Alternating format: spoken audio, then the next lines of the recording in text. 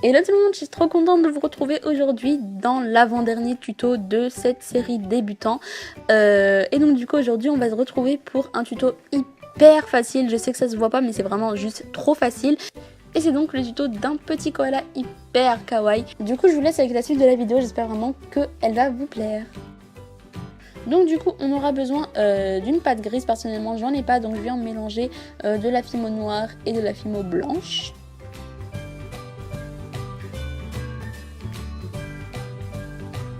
Ensuite du coup ça me donne une grosse boule que je viens couper en deux.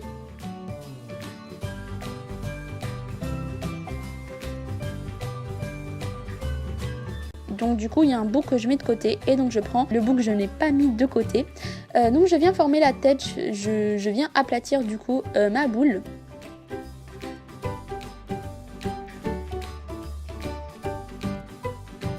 J'essaye de bien lisser, voilà, pour enlever les démarcations de doigts.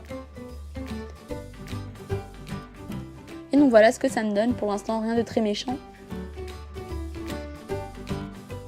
Ensuite je viens reprendre le bout du coup que j'avais laissé et donc du coup je le recoupe encore une fois en deux. Donc suivez bien ces étapes parce que c'est très important. Et donc voilà, du coup je mets un bout de côté. Je viens donc former le corps de mon koala, je fais un espèce de petit boudin que j'aplatis et que je viens poser en bas de la tête.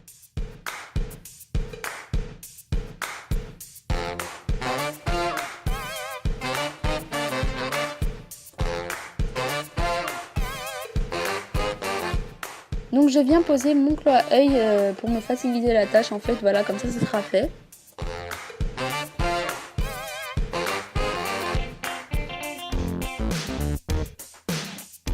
Et donc ensuite je viens poser un clou à tête plate en dessous de la création afin de coller le corps avec la tête parce que j'ai remarqué que ça bougeait vraiment, ma pâte était vraiment trop molle. Et donc voilà, n'hésitez pas à faire comme moi.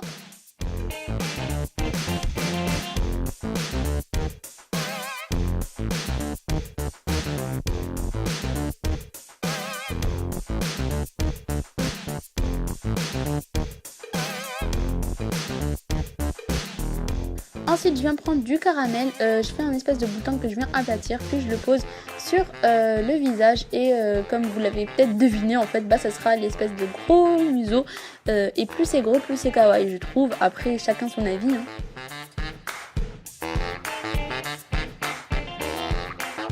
Voici ce que ça nous donne, je viens prendre de la couleur rose que je viens poser sur le corps. Donc,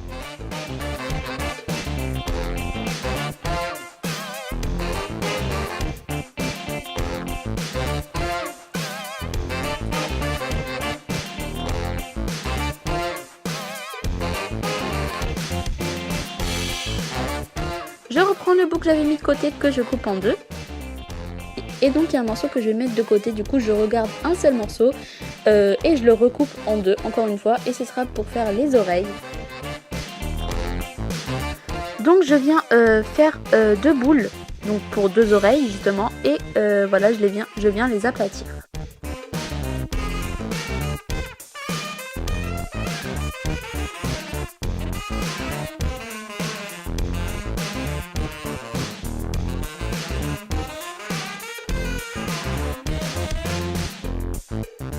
Voici ce que ça me donne et je viens encore une fois rajouter du rose, voilà.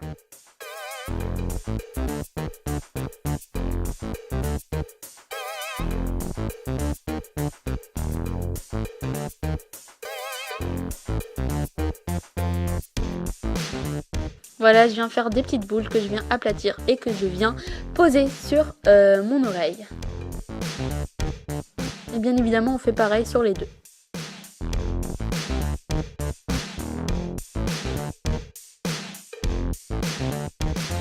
Ensuite je viens couper avec ma lame pour que le bas de mon oreille soit complètement droit. Afin que ce soit plus facile pour poser sur la tête de mon koala.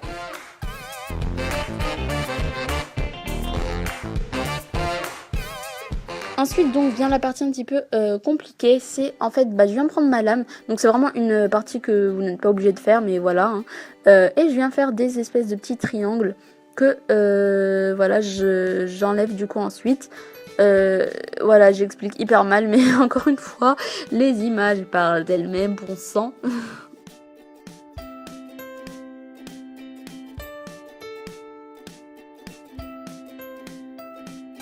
Et donc voilà, je viens poser mes 2 oreilles sur mon koala.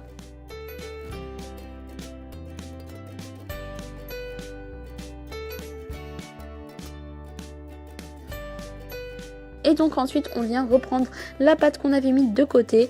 Alors personnellement je viens couper en 2 encore une fois, mais c'est vraiment pas obligé, je sais pas pourquoi j'ai fait ça. Enfin bref, je viens faire du coup un boudin pour réaliser les bras et les jambes.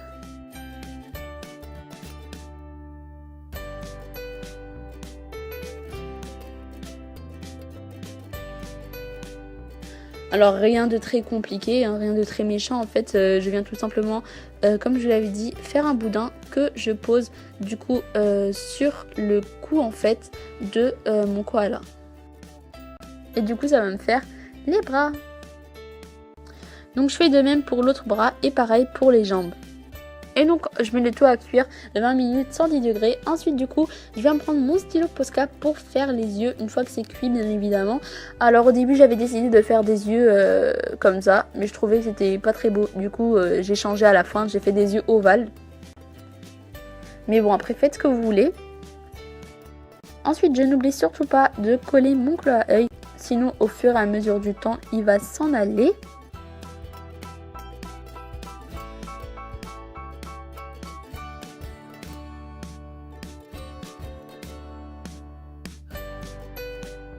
Et donc voilà, comme vous avez pu le voir là, les yeux, comme par magie, ils ont changé.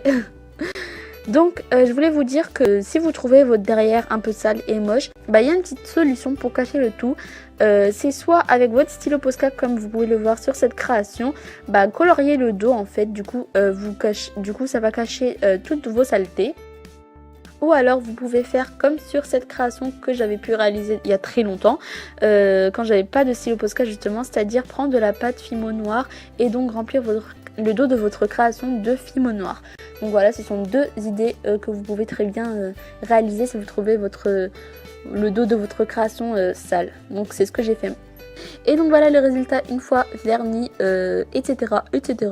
J'espère vraiment que cette vidéo vous aura plu. N'hésitez pas encore une fois à liker, commenter, à partager. Je sais que je le dis tout le temps, mais c'est vrai, ça me touche vraiment. Et voilà, bien évidemment si ça vous fait plaisir, n'hésitez pas à me partager toutes vos créations avec le hashtag TutoFaitMain sur Instagram. Sur ce, je vous fais de gros bisous et à demain pour le dernier tuto de cette série. Ciao.